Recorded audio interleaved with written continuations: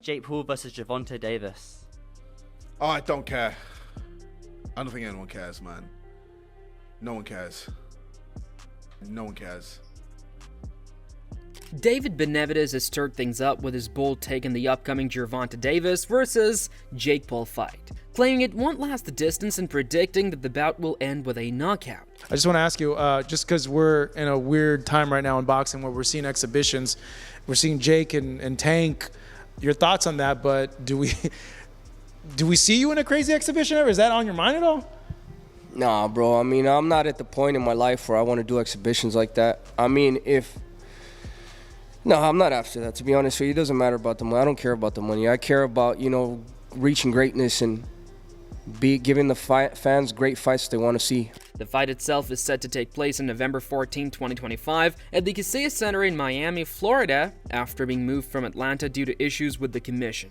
Although labeled as an exhibition, the buzz around it is closer to that of a major pay-per-view event. The matchup will feature 10 3-minute rounds at a catch weight of 195 pounds. Both men will be wearing 12-ounce gloves, though there has been plenty of discussion over whether that could change before fight night. Despite being officially an exhibition, 3 judges will still be ringside to determine a winner, but if Benavidez is right, they might not need to score anything. It is happening. WBA lightweight champion Gervonta Davis, who's unbeaten in 31 professional contests, takes on the self-proclaimed problem child, Jake Paul, one of the most influential and marketable global personalities. Paul and Davis square off in Miami after doubts around the fight being sanctioned in Georgia triggered a change in venue.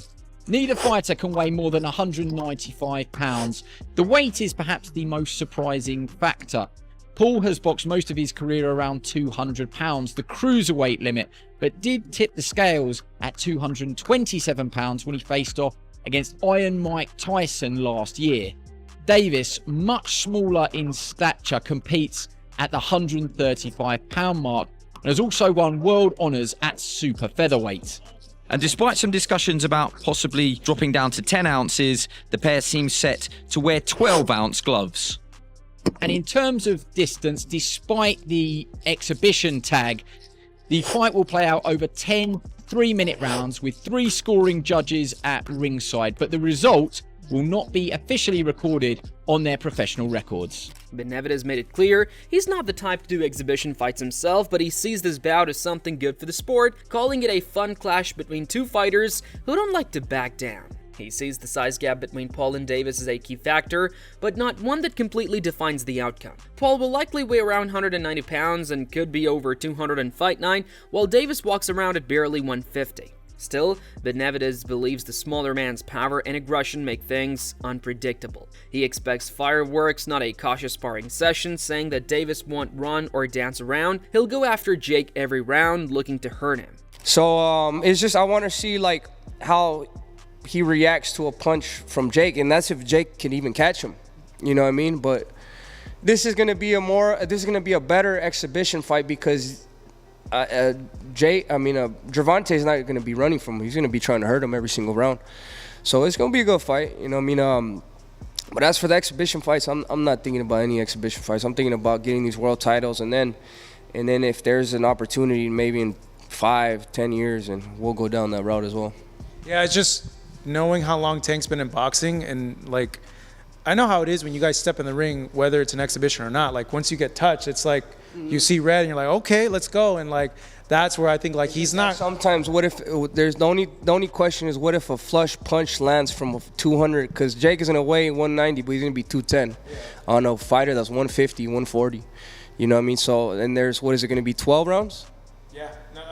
That I'm not sure. I think it's 10 ounce, but they're trying to lower the glove size. It was 12-ounce gloves. They're trying to lower the gloves to 8 or 10.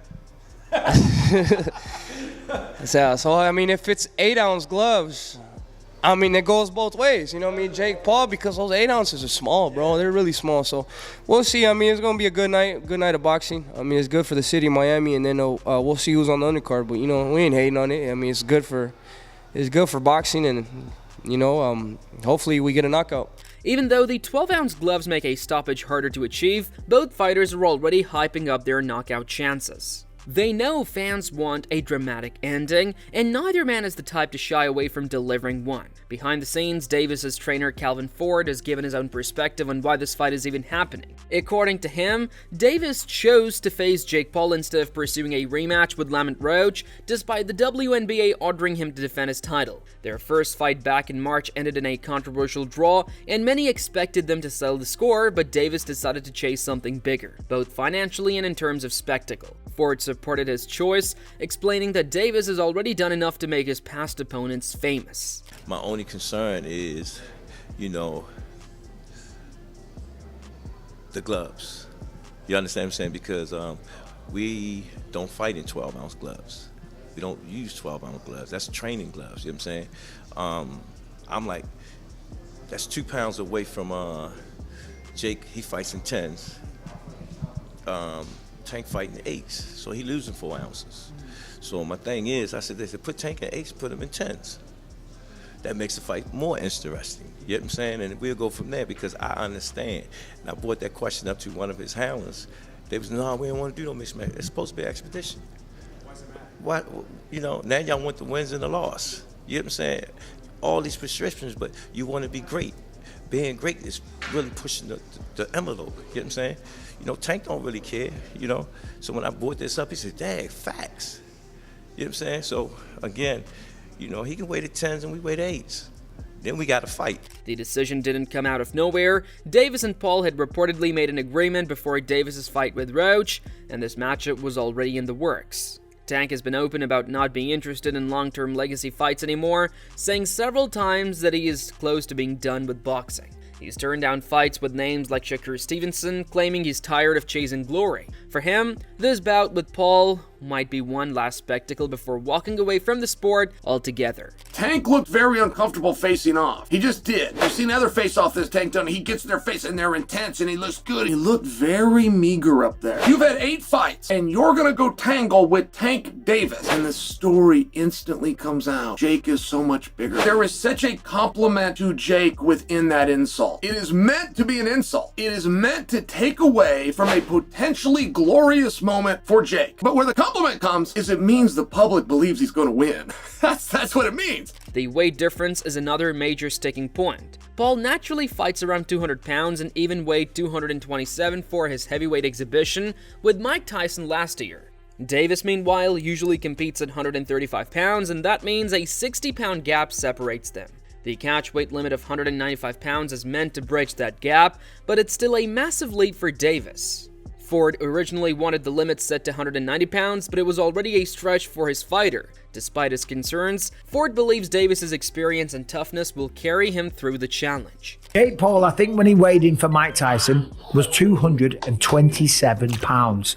That is, if I'm not mistaken, a 92-pound weight difference. Almost a 100-pound weight difference. It's insane. That is called one thing. That's called being a bully. On the other hand, Lamont Roach hasn't taken the news kindly. The WNBA super featherweight champion admitted he felt disrespected by Davis's decision to skip their rematch and fight Jake Paul instead. Their first fight had ended in controversy after the referee failed to call a clear knockdown, and many fans believe Roach should have gotten the win. A rematch was scheduled for August, but Davis abandoned it in favor of the Paul fight, leaving Roach frustrated. He described the move as unprofessional, but ultimately decided not to pursue legal action, saying he's financially secure and focused on his next fight instead. Roach will now face Isaac Pitbull Cruz on December 6th in San Antonio, hoping to make a statement of his own. I think the hardest punch I ever faced. No. And I ain't shitting on him or nothing like that. He can punch. But Jonathan Oquendo, he's from Puerto Rico. Bro, he got bricks in his hands, bro. I lie to you not. He punch hard. I ain't gonna lie. He a hard-hitting motherfucker. Meanwhile, Jake Paul has been making his own noise about the fight. He called Davis his toughest test yet, even though Davis is almost 70 pounds lighter. Paul, who began boxing in 2020, has faced a wide range of opponents, from retired MMA stars like Tyron Woodley and Anderson Silva to boxer Tommy Fury, who handed him his first loss.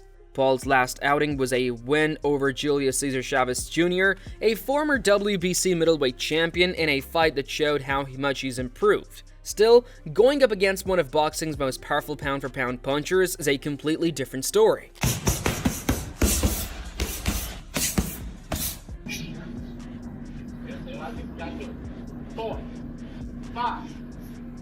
One of the most interesting developments came from Shakur Stevenson, Davis's biggest rival, who was reportedly offered to help Jake Paul prepare for the fight by sparring with him. Paul confirmed that Stevenson reached out alongside other names like Montana Love, Jermaine Ortiz, and Erickson Lubin. The idea is to bring in quick, skilled southpaws who can replicate Davis's speed and style. Stevenson's involvement adds even more intrigue, considering his long-standing rivalry with Davis. The two have traded verbal shots for years, and many fans have grown frustrated that they still haven't fought each other. Maybe he'll fight Jake Paul instead. What do you think of that?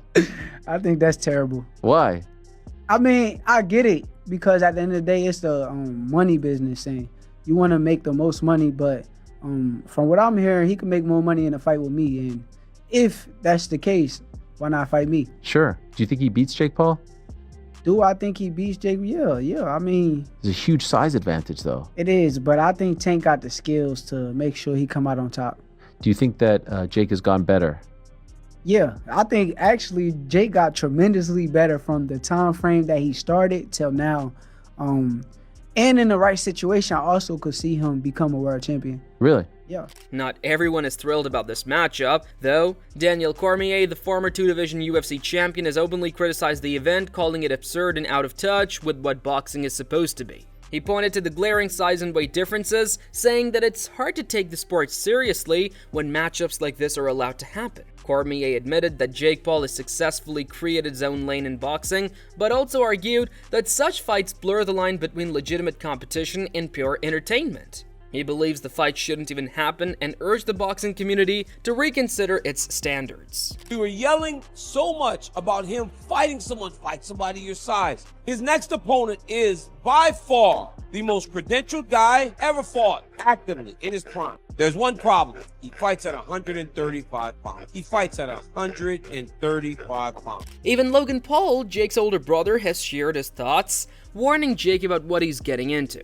Drawing from his own experience fighting Floyd Mayweather in 2021, Logan recalled how frustrating it was to face someone so much smaller, yet nearly impossible to hit. He reminded Jake that smaller fighters like Davis are lightning fast and deceptively powerful, and that their speed can make the size advantage meaningless. That experience gave Logan a deep respect for elite boxers, and he believes Jake will need full concentration to avoid getting caught. He explained that even though he was 35 pounds heavier than Mayweather, it didn't make the fight easier. It made it harder to land clean shots. This is a dangerous fight for Jake. Gervonta's technical expertise, his speed, his precision, the fact that he's a counter striker are dangerous facts that make me think that Jake's really got to lock in for this one. On the contrary, if Gervonta feels a couple big Jake Paul shots, it's going to be detrimental. I think this is going to be one of those ones that gets a real good racial split. I think it's going to be some real black versus white shit, dude. Many in the boxing world share Logan's concerns, and while Jake Paul is naturally a cruiserweight and Davis is a lightweight, the fight tests how far spectacle can stretch the rules of boxing before it becomes parody. Even veteran boxing analyst Teddy Atlas chimed in on the discussion. He acknowledged that the weight difference is extreme, but insisted that Davis's punching power is dangerous enough to make anything possible. He pointed out that if Davis can connect perfectly on Jake's chin, even the bigger man might not stay standing. Davis, after all, has built his career on highlight reel knockouts, scoring 28 stoppages in 31 fights. His last came against Frank Martin in 2024, another reminder that he's one of the sport's deadliest finishers. What if Tank Davis, who can punch, who is a hell of a fighter, who is the top 10 pound-for-pound fighter, what if he lands a punch on this bigger guy's chin, right, who's not a professional fighter? What happens? What happens? That's what would sell it. I know the size difference is what creates the problem. The entire situation has reignited debates about where boxing is heading. Some see this as a circus fight, while others view it as entertainment that keeps the sport in mainstream conversation. Between Davis's world-class skills and Paul's star power, the bout has attracted massive attention, whether for the right or wrong reasons. As fight night nears, the boxing world seems split. One side wants to see if Davis can shock everyone and stop a much bigger man. The other is curious whether Paul's size and power will be too much for the smaller champion. No matter the outcome, both fighters are guaranteed massive paydays. And that might be all that really matters in this era of crossover events.